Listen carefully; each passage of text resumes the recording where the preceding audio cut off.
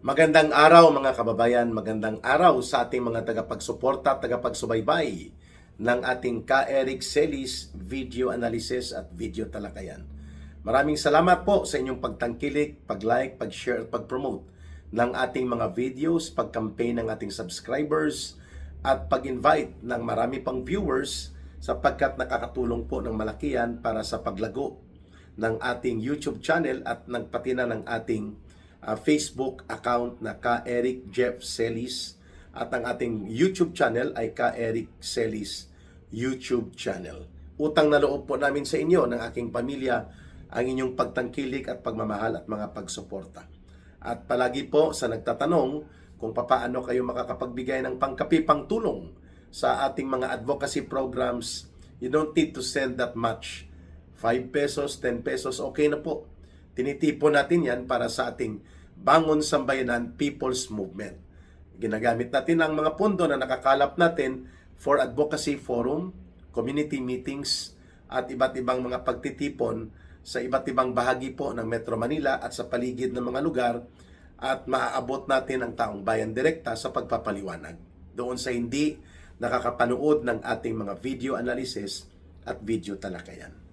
Sa oras na ito, magbibigay po tayo ng update doon sa naunang video na lumabas kung saan kinumpirma na nakipagkita pala at nagbigay ng ilang ebidensya.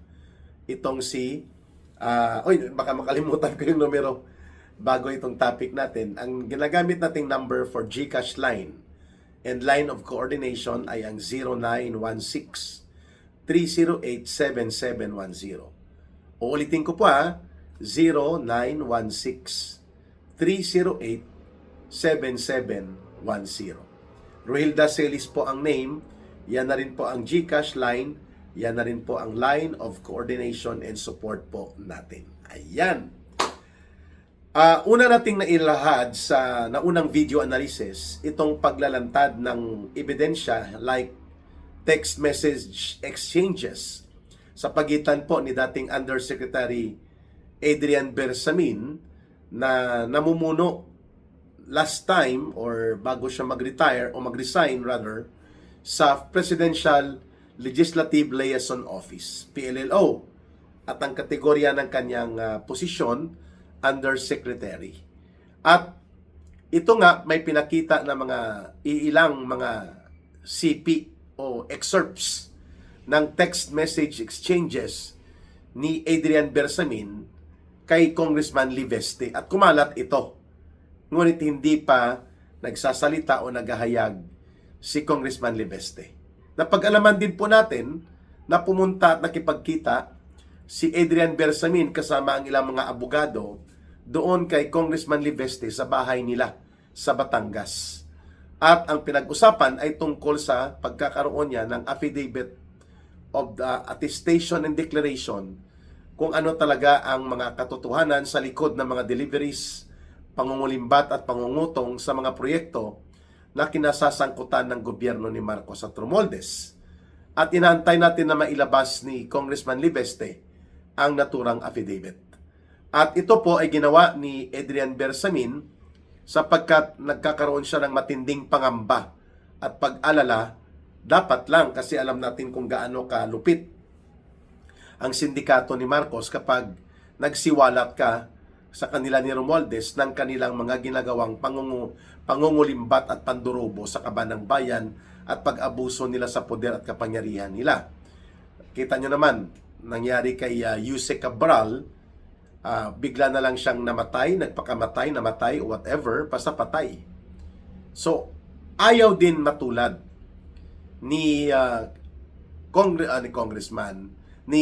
Adrian Bersamin na magkakaroon siya ng kahalintulad na kasasapitan kung hindi siya maghahanda ng kanyang mga pagbubunyag. At isa sa nakita niya na pwede niyang lapitan itong si Congressman Leandro Liveste dahil malakas ang loob at walang interest na pagkakapirahan niya ang kanyang expose at sincero. Buo ang loob niya na magpahayag ng katotohanan hinggil sa malawak at malubha at organisadong sindikato ng pangungulimbat at pangungurakot na nangyayari at nangyari na sa administrasyon nila Marcos at Romualdez.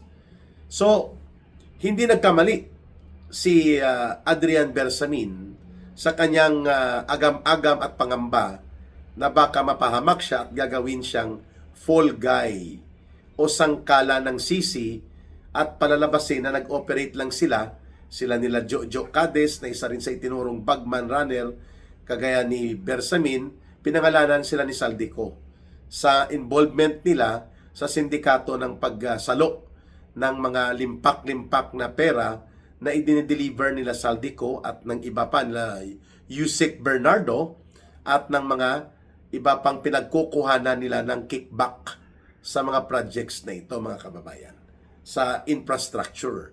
Tatlo actually yan na Yusek, no? Na parang operator sa loob ng Malacanang, and then silang sumasalo at nag-aariglo ng mga pagpapasiguro na ang kickback at mga kutong at mga pandarambong ay dumarating kina Marcos. Sa side ni Marcos ito, wala pa yung sa side ni Romualdez na mga pandarambong na ibinulgar din ni Saldico, no? Bilang co-mastermind ni Marcos si Romualdez sa sindikato ng korupsyon at pandarambong. Yung tatlo na personalidad, at sana ay gano'n na rin ang gawin nila.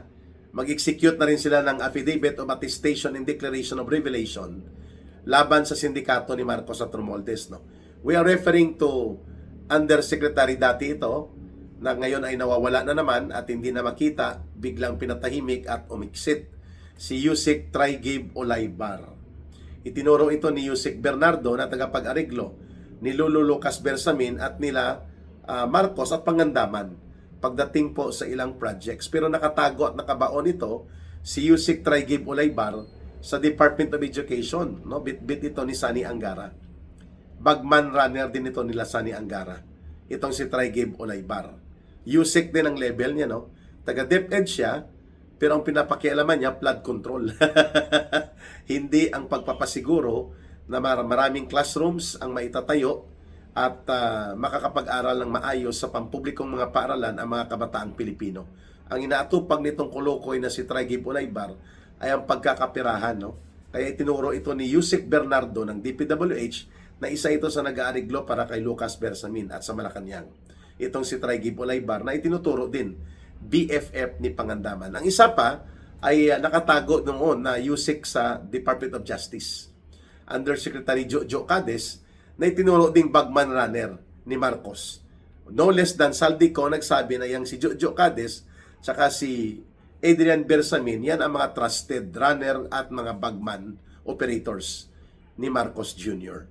para sumalo ng bilyon-bilyon na pera na ipinaparating ni Saldico. Imagine nang makuha ni Saldico ang Committee on Appropriations, ang quota niya kay Marcos alone 2 billion pesos per month. Dapat hindi siya bumaba doon. Kaya nagrereklamo si Marcos kay Saldico, ba't kulang? Hindi naaabot ang 2 billion pesos regularly. At isa sa mga text message exchanges ni Marcos at nila Adrian Bersamin ay tumutugma sa revelation ni Saldico na may dinideliver sila na tag 2 billion pesos at ang sumasalo kung hindi si Jojo Cades, itong si Adrian Bersamin. At ipinakita nga itong text message exchanges na to na nagpapatotoo sa revelation ni Saldico. At ganoon din po ang pagbubunyag na ginawa ni dating DPWH Secretary, bagman din ito ni Bunuan, kagaya ni Yusek Cabral na ginamit din sila ni Marcos at nila Romualdez. Itong si Yusek Bernardo, 2 billion pesos. Ang sumalo sa Nara Street, dyan sa may Forbes Park, si Adrian Bersamin.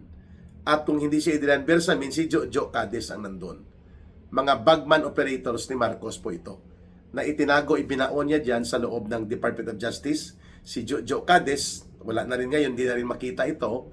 At itong si Adrian Bersamin, Presidential Legislative Liaison Office o sa PLLO bilang head. At the same time, direkta din ito nagre-report kay lolo niya Lucas Bersamin. So, totoo ang binabanggit na ito sapagkat may CCTV footage na talagang nagkausap, pumunta, may mga kasamang abogado, itong si Yusek Adrian Bersamin kay Congressman Lian Liveste sa bahay nito sa Batangas.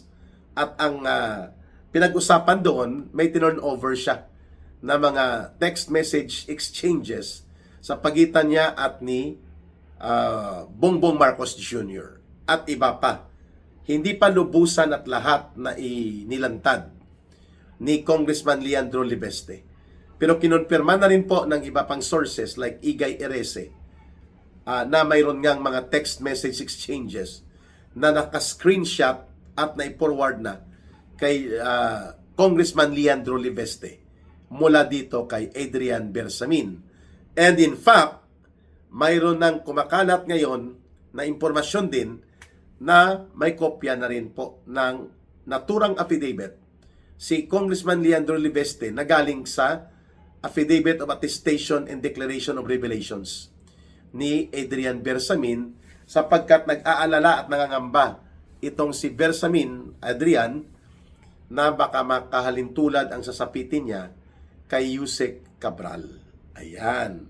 So, alam na natin kung ano pong ibig sabihin ng pangamba na yon sapagkat may katotohanan pwedeng mangyari nga sa kanya yon. Hindi lamang siya gagamitin na sangkalan, kundi pwedeng siya ay mamamatay na lang bigla.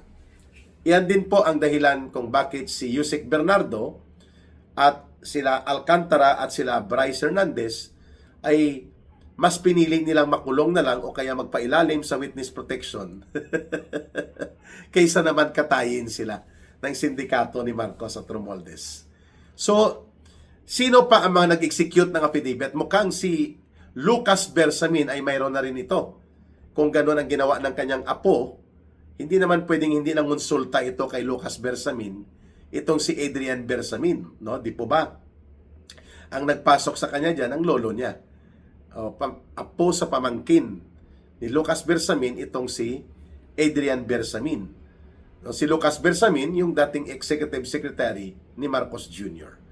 Malamang nag-execute na rin ng affidavit niya itong si Jojo Cades para guarantee assurance niya rin na in kaso may mangyari sa kanya, bigla siyang mawala o mamatay na lang siya bigla, kagaya ng nangyari biglang namatay ito o pumanaw si Undersecretary Catalina Cabral ng DPWH na siyang pinakapuno ng depositoryo ng mga records ng insertions, allocables, sindikato sa budget for the last 3 years ng budget cycle ni Marcos, bigla na lang namatay at pumanaw ito. Si Yusek Cabral. So, hindi lang most likely si Adrian Bersamin ang mayroong in-execute na affidavit. Most likely po ay nag-execute na rin ng affidavit ang iba pa na mga sensitibo. Dapat kay Amina Pangandaman mag-execute na rin siya ng affidavit, no? Si Lucas Bersamin and even si Bunuan. Yan po ang triumvirate na yan eh. Pangandaman, Lucas Bersamin at si Bunuan. Sila po ang ringleaders kung paano ipa-execute ni Marcos ang pandaraya sa budget. Pero ang bagman ground operators, runners, para mapasiguro na pumapasok ang pera, bahala ng dumiskarte si Pangandaman sa kanila, dumiskarte din si Lucas Bersamin, dumiskarte din sila Romualdez, basta yung para kay Marcos na SOP na kutong at mga pagnanakaw ay ma-deliver, okay na siya. Kaya yun ang role nito ni Yusek Jojo Cades at ni Yusek Adrian Bersamin. So, mayroon din po tayong nakuha na impormasyon na nag-execute na rin po at nakahanda ang affidavit ni Jojo Cades sakali pong magkaipitan at magkaroon po ng totoo at seryosong investigasyon, lalo na kung hindi na presidente si Marcos Jr. at nandyan pa rin sila, malamang sa malamang ay aabutin sila ng investigasyon at makukulong sila. So, hindi man pwede na sila lang ang makukulong at mananagot, no? Itong sila Adrian Bersamin, itong sila Jojo Cades at itong sila Trigib Olaybar. Dapat ganoon na rin pong gawin ni Lucas Bersamin at nila Pangandaman at nitong Bunuan. Na dapat magkaroon na sila ng sesyon at magsagawa ng coordinated affidavit upang si Marcos Jr. mismo ay mailantad na at ang buong sindikato niya sa kanyang pagkukunwari, bagamat hinuhugasan pa siya at pinagtatakpan ni Ping Lacson at nila Dito Soto sa Senado at pati ang ICI na gimmick niya lang din. Pero kung lumantad na po si Adrian Bersamin as runner bagman ni Marcos, at may ganun na rin paghahanda ng affidavit o may affidavit na itong si Jojo Cades, ano pang inaantay nyo, Trigib Ulaybar? Ano pang inaantay nyo, Amina Pangandaman at Lucas Bersamin at Bunuan? Kasi yan nga ang mga direct ringleaders or ringleaders sa baba ni Marcos, si Bersamin, si Pangandaman, at saka pati yan si Ralph Recto, syempre, siyang sa finance nung panahon na yon, at pati si Martin Romualdez bilang co-conspirator ni Marcos as chief operators para mailarga ang pangungulimbat sa budget. So si Bersamin, Lucas, bilang executive secretary, si Pangandaman bilang budget secretary, pati si Ralph Recto at itong si Bunuan sa DPWH. Sila po ang direct ring leaders ni Marcos. Paano ipasiguro na magkakaroon ng insertions, magkakaroon ng allocables ng mga pork barrel ng pandaraya sa budget na pagkakakitaan. Yun po ang purpose niyan. Ang ground operators, itong si Jojo Cades na itinago sa DOJ dati bilang undersecretary, itong si Adrian Bersamin na itinago bilang chief ng Presidential Legislative Liaison Office bilang undersecretary din, at itong si Undersecretary Trigib Ulaybar na bagman operator din ng mga Anggara na nakakakonect kay Pangandaman dahil BFF po sila ni Pangandaman ayon sa report. Kung ano pong BFF niyan, alam nyo na yan, mga kababayan. So ito po lahat ay pwedeng magpabilis ng pagbagsak talaga ni Marcos at paglaya sa poder sila ni Romualdez kung isiwalat na nila Lucas Bersamin, nila Amina Pangandaman, nila Bunuan na ang nag-utos ng lahat na yan si Marcos before it's too late for them, no? Kasi ihuhulog sila isa-isa eh. Inihulog nga si Saldico kahit na nagde-deliver ito ng mga tag 2 billion pesos per month, no? Sa Bulacan projects alone na sinindikato nila, sabi ni Saldico, nakapag-deliver siya kay Marcos at kay Romualdez ng around 56 billion pesos na kinulimbat sa proyekto sa Bulacan. Hindi pa kasama yung hiningi ni Marcos na 100 billion pesos insertions na ginawa ng paraan ni Saldico dahil tinatakot na siya ni Marcos na ipatupad ang 100 billion insertions, 100 billion pesos, at pinadeliver ang 25 billion pesos. Lahat ng ito, ang sumasalo kung hindi si Jojo Cades, itong si Bersamin, mga kababayan, dyan sa Forbes, o kaya doon sa Aguada Street, no? Aguado Street, sa may Malacanang, o kaya karamihan sa Forbes. Kaya kumuha sila ng bahay dyan sa number 30, Tamarin Street, at yung sa may McKinley Road na kay Romualdez din nabagsakan, pinapakuha siya ni Marcos Jr. ng bahay sa Forbes Park na nagkakalaga ng mahigit 1 bilyon para gawing depositoryo ng deliveries ng billions of pesos ng proyekto na kinulimbat nila at ginawa nilang ghost project at kinonvert into cash. So sana ay ilantad na ni Yusek Jojo Cades, nila Yusek Ulaybar at nila Yusek Adrian Bersamin ang katotohanan na sila ay mga ringleader operators. At ang kanilang boss direkta, sila Marcos, o kaya dito dumadaan kay Lucas Bersamin, o kaya dito naman kay Bunuan pagdating kina Yusek Bernardo at Yusek Catalina Cabral. Ganyan po ka-elaborate ang organisasyon ng sindikato ni Marcos Jr.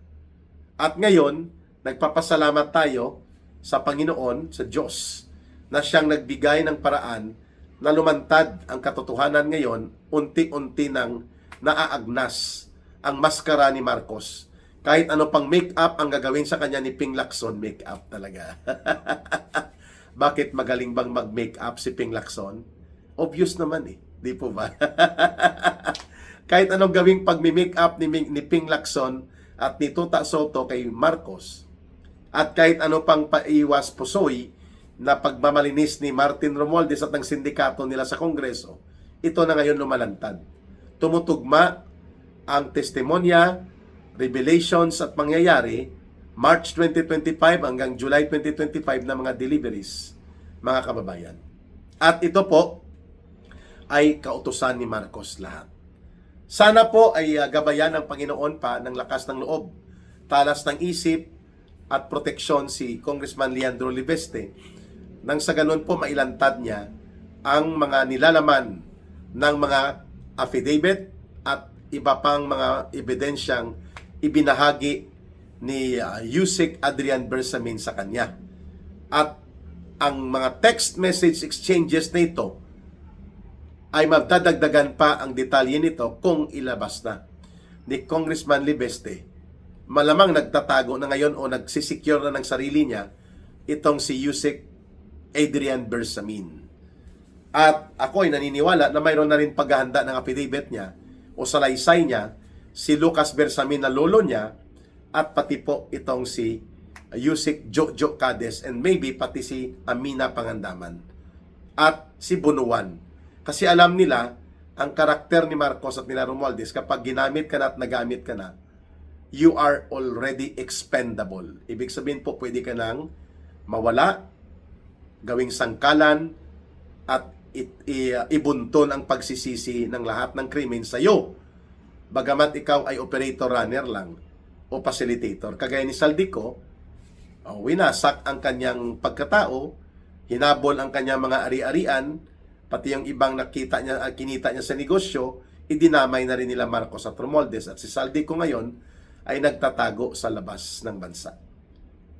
Dahil kung bumalik siya at narito sa Pilipinas, malamang kapareho din ni Yusek Cabral ang ikasasapitan ni Saldico. Kaya nga, naniniwala tayo na totoo ang pag-execute ng affidavit ni Adrian Bersamin doon sa bahay ni Congressman Leandro Libeste sa Batangas. Mga kababayan, maraming salamat sa inyong pagsubaybay na ito. Ito na ang pagkakataon that when God wants the truth to come out, God will make ways for truth to come out. Wala ka nang kalusot-lusot dito, Marcos.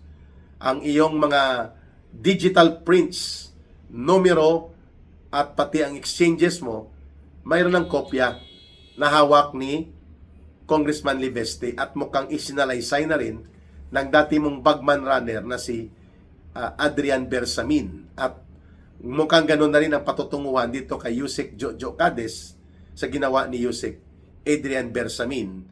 And most likely, si Lolo Lucas Bersamin, mayroon na rin pong inihanda para dyan.